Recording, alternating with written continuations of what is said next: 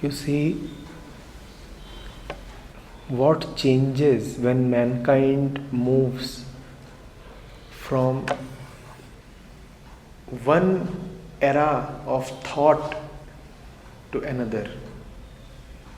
What happens when you espouse one ideology compared to the other? Does really anything fundamentally change?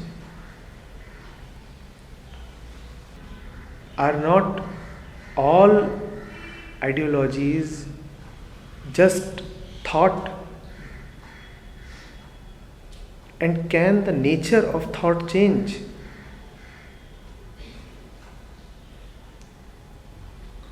The content of thought may be diverse.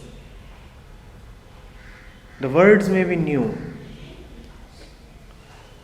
The alignment, the adjustment, the whole configuration of language might appear to change.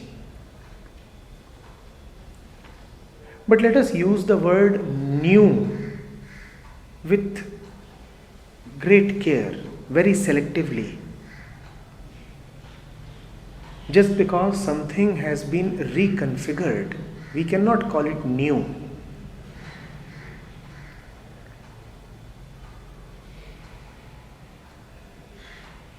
Thought is thought.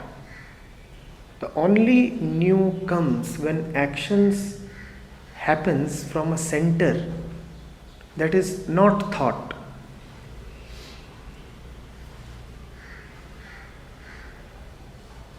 I want to ask you, if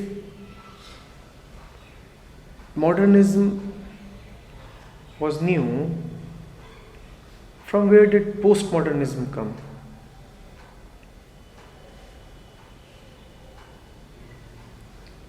Tell me. You will say, no, time makes everything old. And that is the definition of new.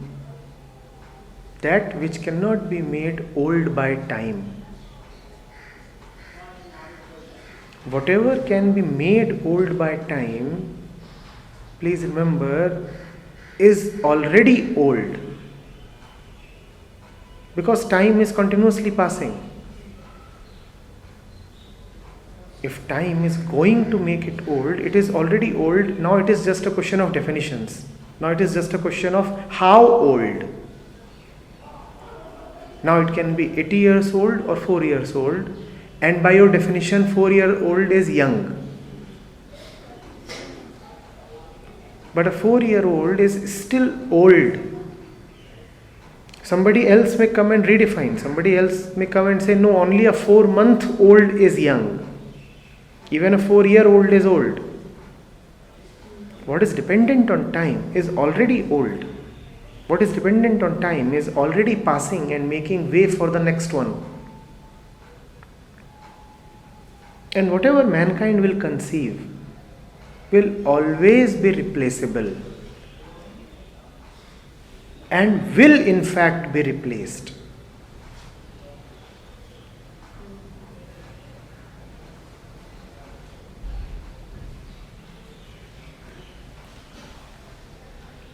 So that is thinking.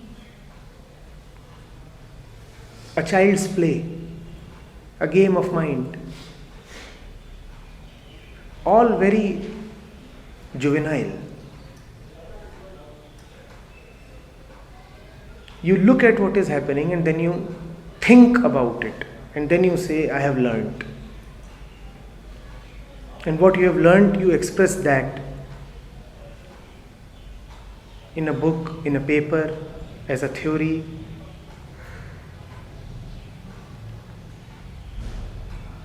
Had you really understood, would you have thought about what you are seeing?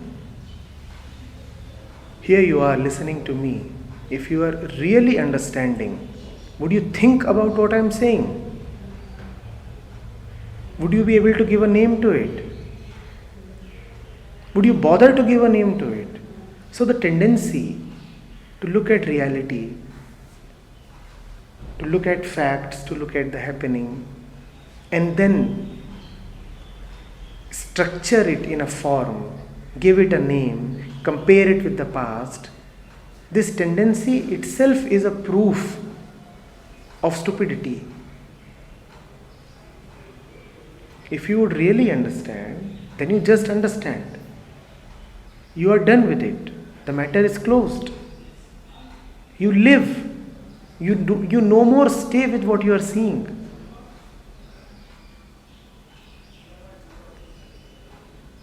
You do not want to analyze it. You do not want to write a treatise on it.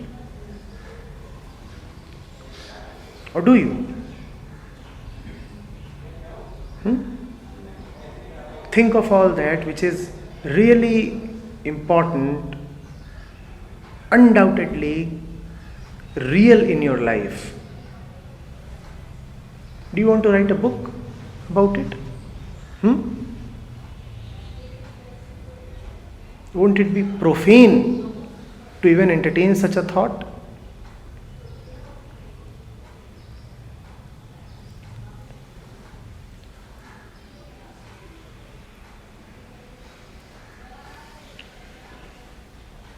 When you do not understand, then you come up with theories. Unfortunately, that is what is considered respectable. That is what academics do. That is what the intelligentsia does.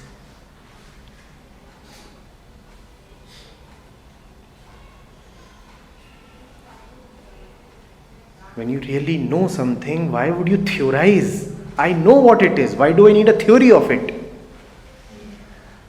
The lover does not need a theory of love. Or does he?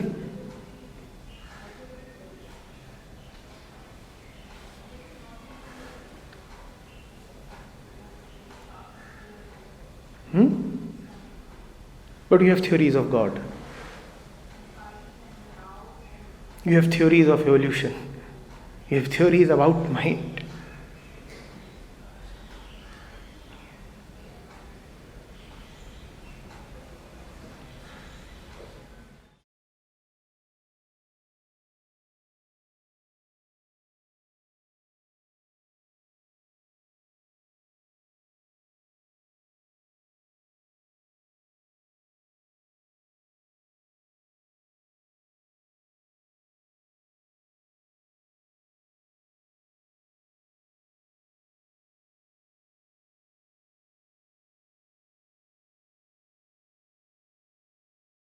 You see,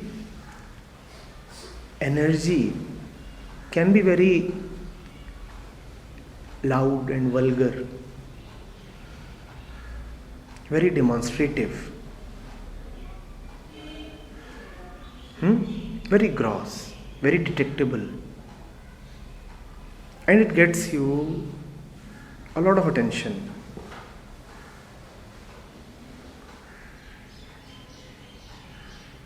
People look at you when you are energetic. Start shouting and see how many people are looking at you. So the moment the word rebellion comes to you, that age-old image of an outburst of energy comes along with it.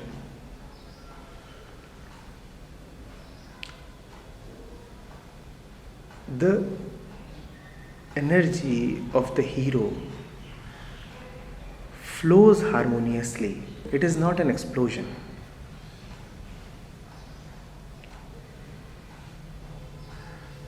It will not be detectable to those who cannot notice the subtle. It will not be loud.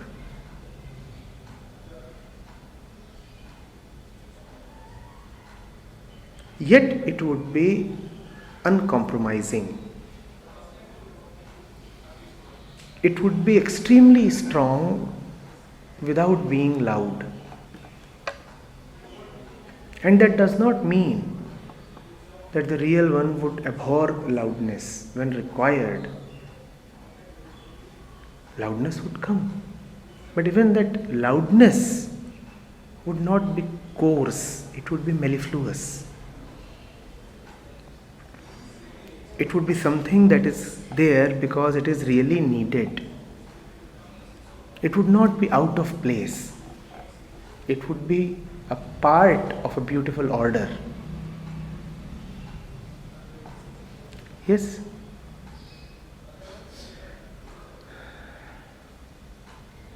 When you say that rebellion is energetic, then you are blocking it. Then you are confining it to one small part of your life. Because since you are liberated as a person, since you are limited as a person, your energy too as a person is limited. By linking rebellion to an extraordinary amount of energy, you are limiting rebellion. If rebellion must carry a lot of energy, then rebellion can happen only once in a blue moon.